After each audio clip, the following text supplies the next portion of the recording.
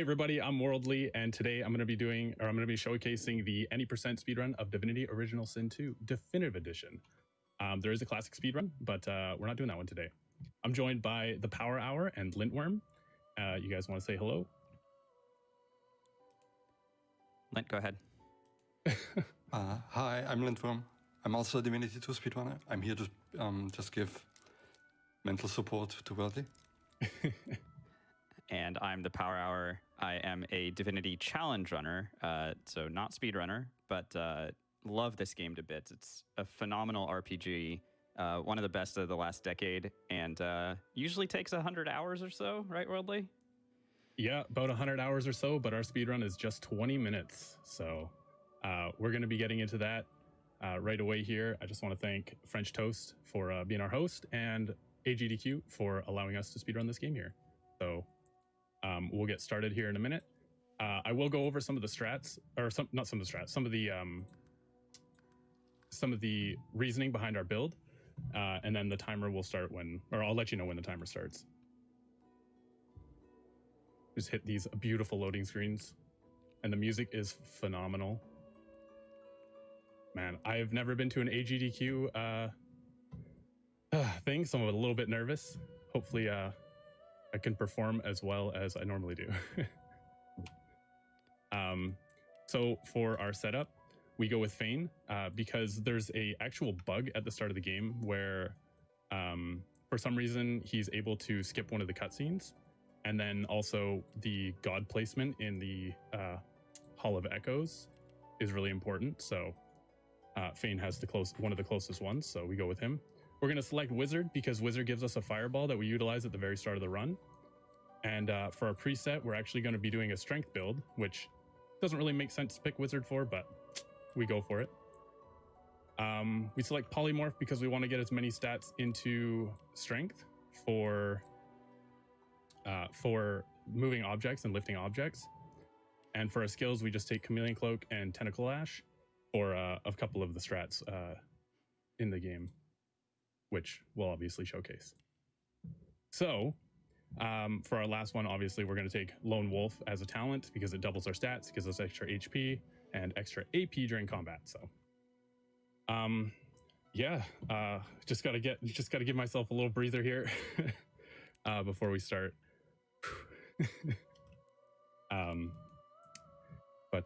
So I'll let you know when the timer starts. And the timer starts now. Lint, you want to explain the text?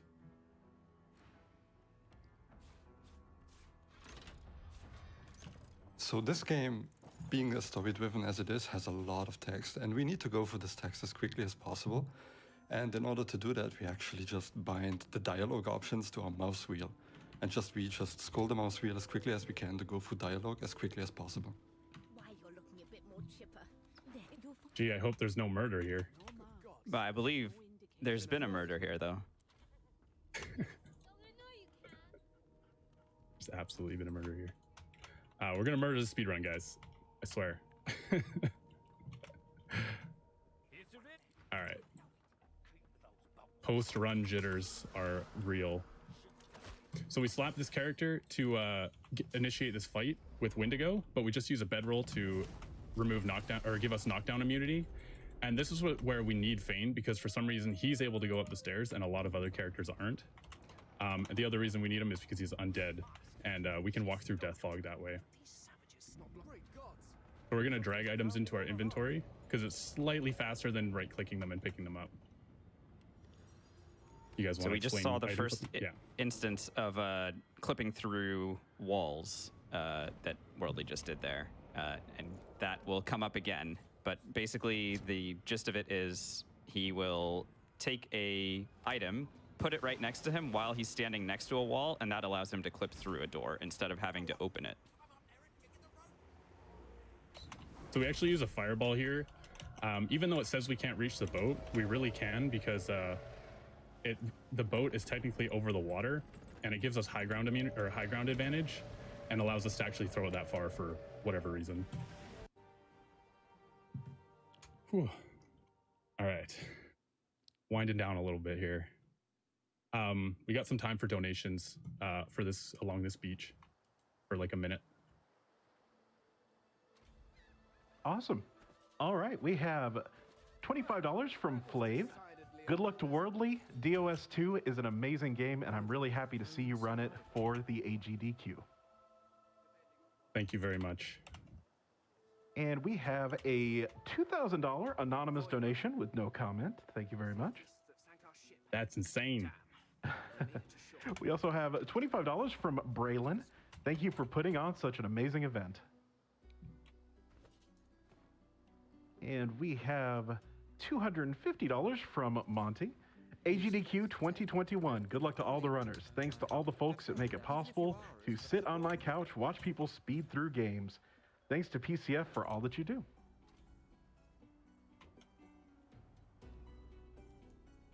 And we have $50 from Zonbear. Thank you for your work. Okay. We got some tricks coming up here. Lint, you want to explain this?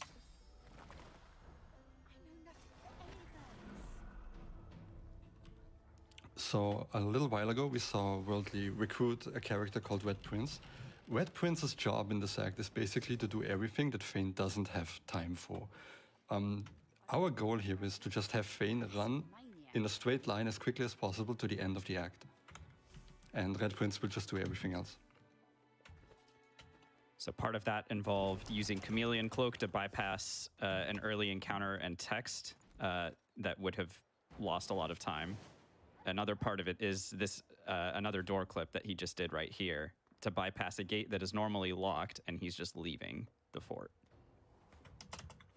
So one of the things we have to do right now is get an alligator to jump on us with teleport. And basically all we do is we keep switching to Prince until this alligator wants to use his scale portation on us. And then we just let him sit there for a little bit in combat. And once again, we're using Chameleon Cloak to skip some unnecessary fighting. All right, so you were in prison for a grand total of, what, like 3 minutes there? And he's already a jailbreaker. Yeah, that's me. Ooh, don't scale the wrong things. Warfare. All right. So it's important that we give Prince a little bit of strength here, because we're going to give him some stuff to carry. These plants look truly sinister. We don't actually need this scroll, but if I mess up one of the tricks, it's handy for backup. So now we kill the crocodile, and he magically has these gloves of teleportation that are quite handy for the speedrun. I sense great... Characters in this game are able to hand off items regardless of distance, as long as they're in the same party. So for this reason, even though Red Prince was the one that picked up the gloves there, he was able to hand it off. You almost blew yourself up there, buddy. I almost died. Holy, that very rarely happens. Okay, hold on. Let's use our bedroll. I got to check a barrel real quick to see if it's on fire, which it is. So we're gonna have to grab a new one. We're gonna leave combat with Prince. That was wreck. Oh my gosh. Okay. You scared the pigs, man. So here we're going to be picking up a bag that weighs 300 pounds already. We're going to equip our gloves, and we're getting ready to fight Alexander right now. There's a couple items we need, which were those gloves. We need to craft a dagger with Red Prince, which we're going to do right now. Oop. So that's done. And then we just need 615 weight in order to fight. So what I can do... Oh, actually, I don't have another barrel. You know what? We're going to take this one. Whoop. Can't move with it, right? Okay. This is a bit of a mess already. Unfortunately, that barrel was very important. But we can do without it. So the dagger that you just crafted is important because when you have a dagger equipped, you are able to backstab so long as you are standing behind a thing that you're trying to target. There is a little cone indicator that shows. But that also applies for not just your physical attacks, but for telekinesis. Lint, can you explain telekinesis and how, like how it works and why it's so important here? This game has kind of like a physics engine to it, where if you drop items on people, it calculates the weight and transforms it into damage as well. And well, we have a bag here that's like really heavy, and we're just gonna throw it at people, and it's gonna deal a lot of damage. So our bag. Oh, okay. Well, our bag missed. That's a miss. There it is. How much does our bag weigh? Oh yeah, it's plenty. All right, so we have 1 AP left. So what we're gonna do is play dead. And a weird mechanic with this game: when you're playing dead, enemies just don't care when you throw stuff at them. We're gonna throw this. Excuse me, sir. Okay, we're gonna throw that at Alexander. Just zigzagged right through your throws there. And we immediately throw it at the worm before he can initiate our fight. And then there's actually an invisible guy here as well. So, okay, we almost got really good timing. It just took me a little bit too long. And unfortunately, that did not hit him. Alex did not want to play along. He was running away. So in order for telekinesis to connect, there's a little bit of a hitbox for each character, and you need to move the item that you're dropping onto somebody very close to where they are standing. So that's why he's unfortunately we aiming don't it so have close. enough AP for this, so I actually have to wait my turn. That's unfortunate. There's almost no way that this archer can kill me. Famous last words. Well, he really had to jump over there. That better not be a knockdown. All right, good. Was that a knockdown arrow? No, it was a water arrow. I think this archer doesn't have knockdown arrows, I believe. All right, that's good. Okay, But he could have landed a critical hit.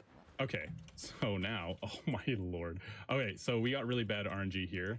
We need to steal from Butter, but right now, Hild is talking to her. So we're just gonna talk to her for a minute until Hild walks away. Sometimes you can get them to cancel. And now she's gonna tell me to go nice and slow, which we are. We're going very slow right now. All right, so we stole the book, and we're just gonna not time travel. We're just gonna travel away, skip all this text, and we're actually on the faster parts of the speed run now. So the book that Worldly just stole is for a skill called Tactical Retreat, and it's a self-teleport. So you jump, and it hastes you at the same time. So that allows him to start moving a little bit faster in certain areas. Oh, we gotta loot Alexander. Can't forget that. Let's quick save just in case.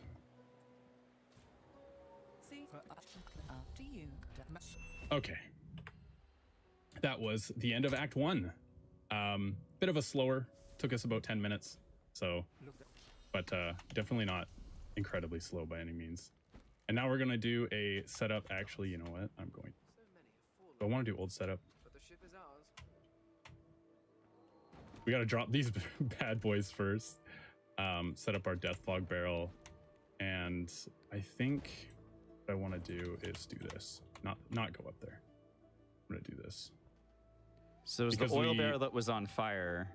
What? I'm just gonna put those there because we didn't have that third oil barrel. Otherwise, the setup would be different. So Worldly just set up a little bit of a Rube Goldberg machine that we're gonna spring a little bit later. And normally these are in my backpack. I'm just choking, you know? Dude, it's cool. You got this. Acts 2, 3, and 4 are the fun ones, you know? No, they're all pretty fun. The whole game is awesome, honestly. The fact that the game still works after all the breaking we do is quite impressive. So we're gonna sell some items here and pick up Cloak and Dagger, which is another movement ability, which just allows us to save some time throughout the run. The merchant that he bought it from is one of my favorite characters in the game. Exter is a true believer in the righteous cause. He's a constant companion for us. Just a really cool guy all around. Stays by our side forever until the end of days.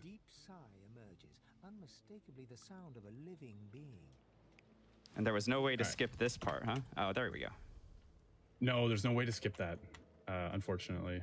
Unskippable, but that's okay. Melody took a weird route. Did you see that? Oh, is that Exter? Oh, jeez. I hope there's no... Exter, you better not just like get lava dropped on you right now, dude. No, Exter! Exter, no! Wow, look at these barrels. They didn't even explode. I guess we get to see him live for a little bit longer.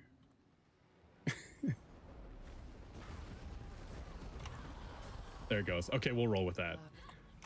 So perfect RNG would be 4 kills here, but we got the 3 main guys, so we're gonna keep rolling with it. It should be okay.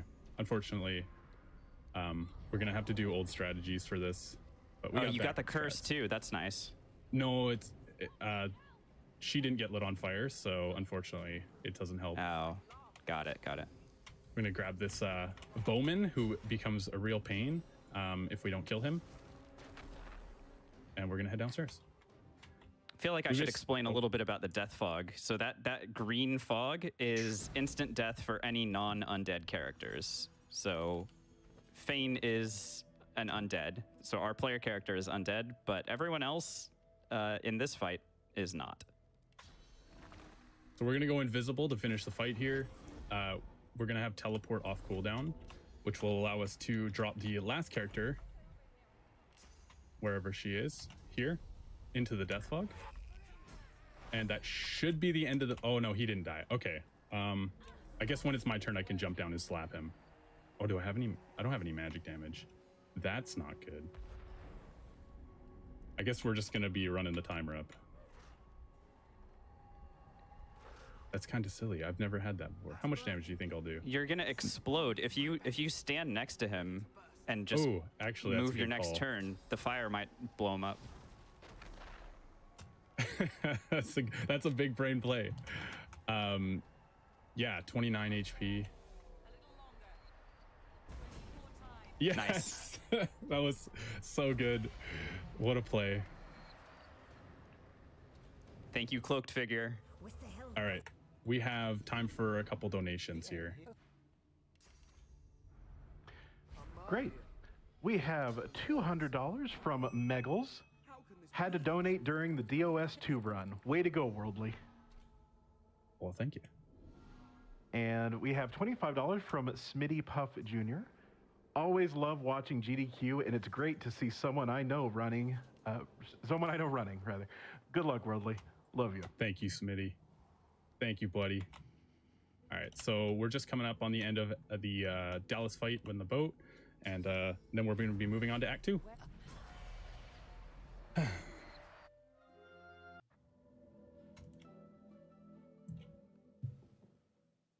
That was a mess of a boat fight.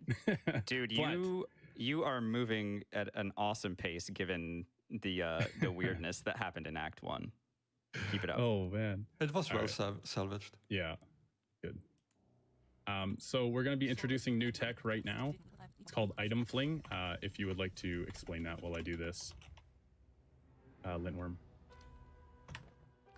Item Fling. So, the way you drag and drop items in this game is a little bit weird, where the game uses a frame to check the legality of the throw. So basically, if you can actually throw the item on that spot. But the actual throw only happens in the frame afterwards. So if you manage to like move your mouse cursor around the screen in just one frame, you can basically throw an item anywhere you want to. And it's really difficult to do because it's a frame perfect trick, but if we just lower the FPS cap of the game, we can make the frame perfect trick not so frame perfect anymore. And that's what Worldly just did to basically skip half of Act 1. Yeah. Do you want to explain the pyramids power hour? Sure. Yeah. Well, but first, you did that item fling first try there, right? No, that was it took like 3. But Oh, sorry. It still saves Wasn't- time, honestly. No, it was amazing. You were able to teleport all the way from the boat into Driftwood without having to do anything else. So the teleporter pyramids we pick up on the boat right before Act 2 starts. And using a red pyramid, you can teleport to a blue pyramid and vice versa. So what Worldly's doing here is he's maneuvering his way across the map using telekinesis. So he's moving objects with his mind, and he's throwing the pyramids far enough away that he can teleport back and forth between them. This is our second use of a Death Fog Barrel, where we're going to kill the Advocate as a quest for Jahan, who really wants him dead. Our goal is to get 3 source points. So we just got the first one there. and we're talking to Jahan, and because we killed the advocate, he's going to give us the 3rd source point so we can advance the story all the way through to the end of the game. Worldly makes sure he brings his teleport pyramids with him because he needs those for mobility. Yep, got to do some out of bounds here. Pretty quick. So this is the first out of bounds. Normally you would have to go save Meister and like get her to give you the code to get underneath into her basement, and instead we just go to the connecting building and yeah, just pillage this place. It's pretty handy for the speed run. I will say that Act 2 is one of the only acts that hasn't really changed much since like the speedrun became a thing. Act 2 has been very consistent overall, but the other 3 acts have been pretty... I forgot to do a jump there. Other acts have changed a lot in the last year.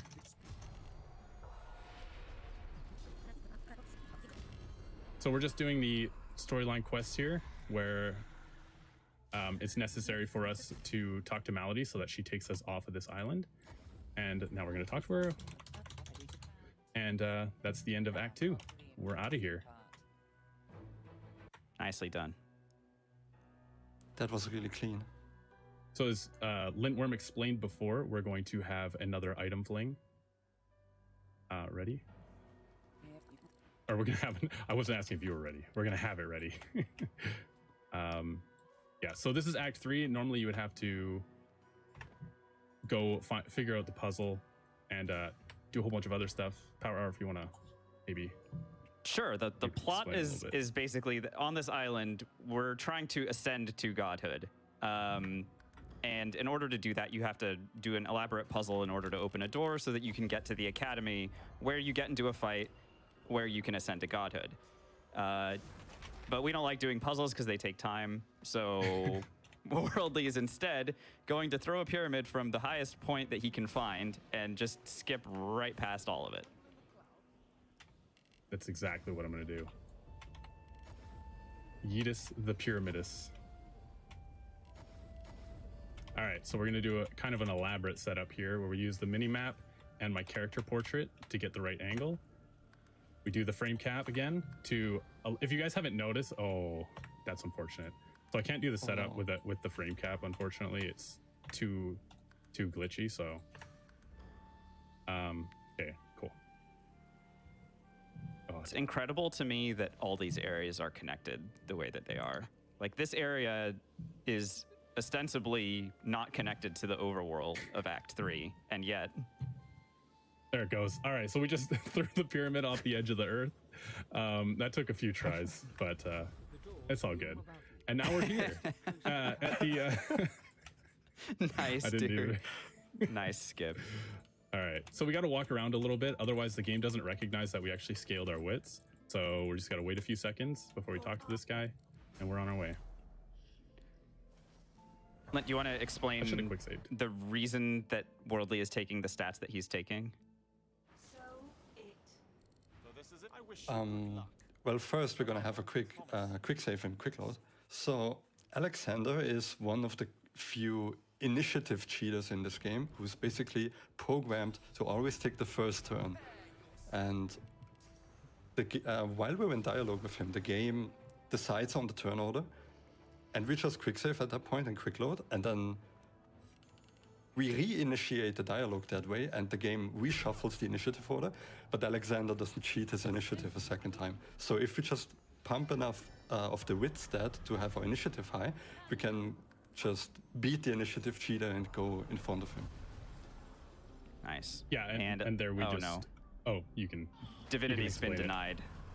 And we're going to have to do a whole other Law act. happened. We get shield throw for a later trick, but in this case, I put it in the first slot so that I don't accidentally cast pyramid while I'm in combat, because that would be super detrimental and probably kill me. Okay, I got the rested. That works. One of the hardest fights in the game. That's extremely rude. of Amadia there. I will take it all back. So just like Alexander, Amadi is also an initiative cheater. So we do another quick She took save it back. reload to take it back. And now it's our turn first. So, All right. Well, okay. So if I ever have a kid, anybody have a suggestion what I should name them? Oh, okay. Thank you. Thank you. Thank you, Source Titan, for that suggestion. all right. He just explodes into a bunch of rubble. So it's good. That fight's over. Hardest fight in the game. Well, one of the hardest fights in the game. So the third Death Fog barrel, as you guys saw, got used there to eliminate the Source Titan, and Worldly can now proceed to Act 4. Yeah. So we're almost done the game, and Act 4 is like 2 minutes long. I mean, you get to see. I kind of messed that up. You want to talk about arcs a little bit?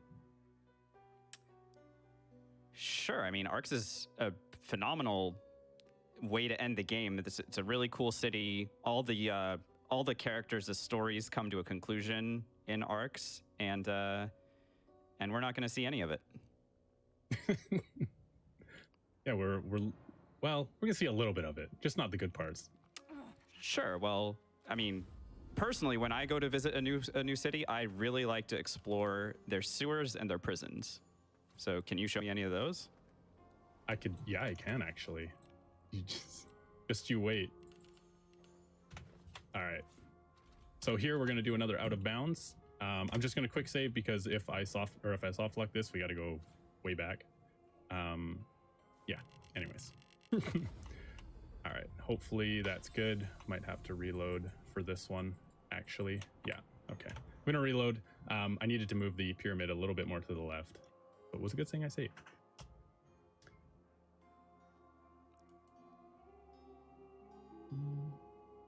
What are we at for time? You're at about 24 minutes, coming up on 24. Okay. All right. This should work better. So we just click into bounds, and then we can freely teleport our pyramid. The reason we teleported is because we actually can't pick it up. So now we're in the Ark's prison. Oh, messed that up. Got to get vision. That table does not like my pyramid. And then there's actually two items here we can pick up. A sword and a shield we're going to use to fight the cloaked figure at the end of the game. We're actually gonna fight something. Can you imagine? Yeah. Totally legit fight. I don't know. Oh, no. I didn't somehow get I the don't vision that believe was you. necessary. There's my vision. There's actually a trick you can do in this game to gain vision, and by rotating the camera, you can actually remove Fog of War.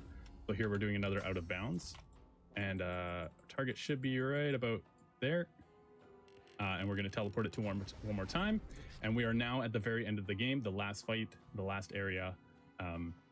If you guys have seen this before, it is a really awesome place. But we don't get to hear any of the like really cool music, unfortunately. Any of you guys that were hoping to see Worldly do the puzzle, like the big maze puzzle, sorry, he just skipped right past it. Okay, so we're going to. You want to explain this trick really quick, Lintworm? So this room is kind of a mess in that there's like a bunch of different ground triggers that initiate different events and dialogues. And what we do is we just teleport ourselves into one of the ground triggers and then quick save. And the game can't quick save and initiate the dialogue at the same time. So then when we load, we're already standing inside of the trigger instead of moving into it. So the game can't quite process what's happening. And well, you're seeing the result of that. The result is that we win the game. Once this guy is dead, the game just reinitiates the checks and just realizes, oh, this guy is dead. That means the fight must have concluded in the proper way, and then just continues the game. All right, so I'll let you know when to end here. It's right after this text and time. Nice run, Worldly. You did it. You salvaged that so hard, honestly. I'm gonna was skip really this clutch. because I don't want to be talking over that, but I will let the music run here for a minute. But that was Divinity Original Sin 2, any percent speedrun. It was a little convoluted. It is a very quick speedrun. There's not a whole lot of downtime, and it's pretty hard to explain everything that is happening in such a long game. But yeah, like thanks to GDQ for letting me run this game, and thanks to Larian Studios for making such an awesome game. And yeah, I guess French Toast, is you here? I am most definitely here. All right. I'm not sure where we go from here, but I had segmented like 35 minutes for this run, but that was because the run was 26 minutes back when I first applied for it. So unfortunately, that's not the case anymore.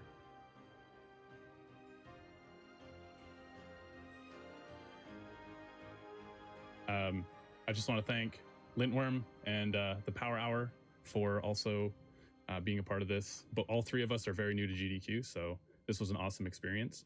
And hopefully chat was nice to us. Of course, you can catch all of us on the respective Twitch streams for those names. Thanks so much, guys. This was really, really a very easy introduction to GDQ. I've been watching these for many years, but to be involved has been really amazing. And Worldly, thank you so much for inviting me to commentate for your run. Of course. And congratulations, dude. You really crushed this one. Thank you. Yeah, thanks for having us, and good job on the run. Yeah. All right. I think that's it for us, French Toast.